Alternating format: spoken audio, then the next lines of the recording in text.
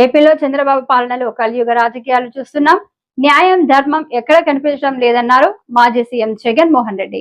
తప్పుడు కేసులు, తప్పుడు సాక్ష్యాలతో కేసులను నడిపిస్తున్నారని ఆరోపించారు. అక్రమ తప్పుడు కేసుల్లో బాధితుల తరపున న్యాయవాదులు నిలబడాలన్నారు. నేను వేరే చెప్పాల్సిన అవసరం లేదు. నిజంగా ఈరోజు పార్టీకి అన్ని రకాలుగా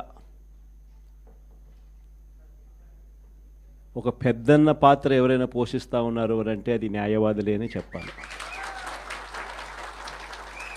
అడగకపోతే అమ్మైనా అన్నం పెట్టదన్నట్టుగా, కోరకపోతే దేవుడైనా కూడా వరం ఇవ్వడం అన్నట్టుగా, పిటిషన్ వేయకపోతే, న్యాయస్థానంలో మీరు నిలబడకపోతే న్యాయం కూడా దక్కే పరిస్థితి కూడా ఉండదు. కలియుగం అన్నది ఏమిటి అన్నది ఈ చంద్రబాబు నాయుడు గారి పరిపాలన చూస్తే ఈ 14 నెలల్లో ఓహో ఇదేనా కలియుగము అని చెప్పి అనిపించే పరిస్థితి ఎవరికైనా కూడా అనిపిస్తుంది. ఎందుకనంటే న్యాయం లేదు, ధర్మం లేదు. తమకు గిట్టని వాళ్ళు ఎవరైనా ఉంటే, తమకు నచ్చని వాళ్ళు ఎవరైనా ఉంటే, తమకు వ్యతిరేకంగా స్వరం వినిపించే వాళ్ళు ఎవరైనా ఉంటే తట్టుకునే పరిస్థితి లేదు, జీర్ణించుకునే పరిస్థితి లేదు. ఎలాగైనా తీసుకొని పోయి వాళ్ళని జైల్లో వేయాలి, ఎలాగైనా తీసుకొని పోయి వాళ్ళని చిత్రహింసలు పెట్టాలి, ఎలాగైనా కూడా వాళ్ళ పరువును తీయాలి అనే ఒక నీచమైన సంస్కృతి ఈరోజు మనం చూస్తూ ఉన్నాం. ఒక మనిషిని జైల్లో పెట్టడము అని అంటే తన పరువును, తన ప్రతిష్టలతో ఆడుకోవడం. అవన్నీ తెలిసి కూడా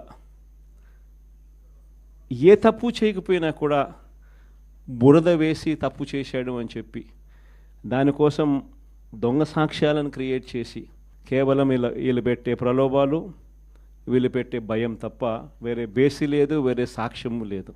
ఇలాంటి పరిస్థితుల మధ్య న్యాయం జరగడానికి కోసం బాధితుల తరపున గట్టిగా నిలబడి వాళ్ళ స్వరం వినిపించే కార్యక్రమం ఎక్కడైనా చేయాల్సిన పరిస్థితి ఏదైనా ఉంది అని అంటే అది ఇంకా మన భుజస్కంధాల మీద ఇంకా బాధ్యత ఎక్కువైంది. కానీ ఏదైనా కూడా న్యాయం, ధర్మం అనేది వాళ్ళ తరపున ఎవరైనా వాళ్ళ తరపున గట్టిగా నిలబడి వాళ్ళకు న్యాయం చేసే పరిస్థితి రావాలి అని అంటే అది మళ్ళీ మీ భుజస్కంధాల మీదనే ఉంది. కాబట్టి మీరు పోషించే పాత్ర చాలా ఇంపార్టెంట్ పాత్ర. మరీ ముఖ్యంగా కష్టకాలంలో ప్రతిపక్షంలో ఉన్నప్పుడు వైఎస్ఆర్ పార్టీకి నిజంగా పెద్దన్నగా మీరు చేస్తూ ఉన్న పాత్ర ఎప్పటికీ కూడా పార్టీ మర్చిపోదని సందర్భంగా తెలియజేస్తాను. ఎవరికి కూడా ఊహించని విధంగా కూడా, ఇంతకుముందు గతంలో ఎప్పుడు జరగని విధంగా కూడా లీగల్ కమ్యూనిటీకి మరీ ముఖ్యంగా ఫస్ట్ టైం లా కంప్లీట్ చేసుకొని తమ కాళ్ళ మీద తాము నిలబడడానికి సిద్ధంగా ఉన్న యంగ్స్టర్స్కు, యంగ్ లాయర్స్కు ప్రభుత్వం అప్పట్లో క్రమం తప్పకుండా సహాయ సహకారాలు అందిస్తూ లా నేస్తం పేరిట అండగా నిలిచిన చరిత్ర కూడా ఇంతకుముందు ఎప్పుడు జరగల. అదొక్క వైఎస్ఆర్సీపీ ప్రభుత్వం వచ్చిన తర్వాత మాత్రమే ఆ చరిత్ర కూడా చూసాం.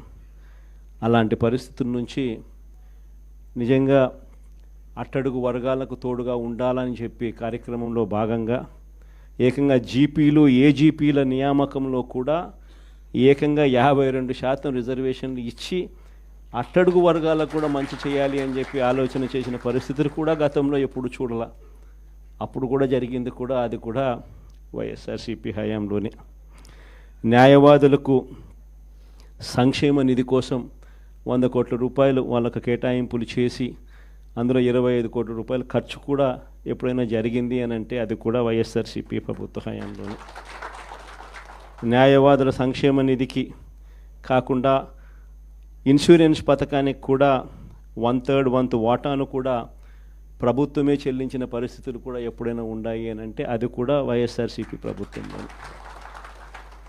ఇవన్నీ కూడా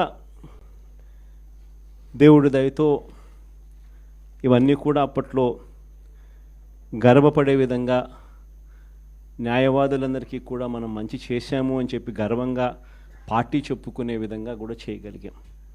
కానీ ఈసారి మాత్రం మీ అందరికీ ఇంకొక కొత్త విషయం చెప్తా. జగన్ 2లో వైఎస్ఆర్సీపీ 2లో చూస్తూ చూస్తూ 1.5 సంవత్సరం అయిపోయింది. కళ్ళు మూసుకొని కళ్ళు తెరిచేసరికి ఆ మిగతా 3 ఏళ్ళు కూడా అయిపోతాయి. ఆ 3 ఏళ్ళు అయిపోయిన తర్వాత వచ్చేది మాత్రం ఈసారి ఖచ్చితంగా మన ప్రభుత్వమే వస్తుంది. ఎందుకనంటే ఇంతగా మోసాలు చేసిన పరిస్థితి, ఇంతగా అబద్ధాలు చెప్పిన పరిస్థితి బహుశా ఈ రాష్ట్ర చరిత్రలో ఎప్పుడూ కూడా మనం చూసి ఉంటాం. చివరికి లాయర్లకు కూడా మోసం చేసిన పరిస్థితులు కూడా మనం చూస్తూనే ఉన్నాం. సూపర్ 6లు సూపర్ 7లు అనేటి గాలికి ఎగిరిపోయినాయి. ఇంతకుముందు మన ప్రభుత్వ హయాంలో ఉన్న ప్రతి పథకం కూడా అన్నీ రద్దయిపోయినాయి.